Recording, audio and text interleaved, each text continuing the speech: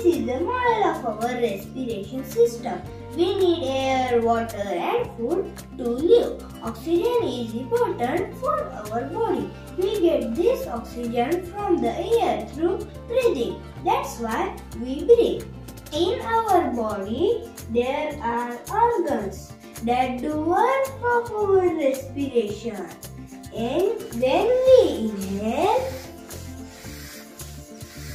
the air goes into the lungs.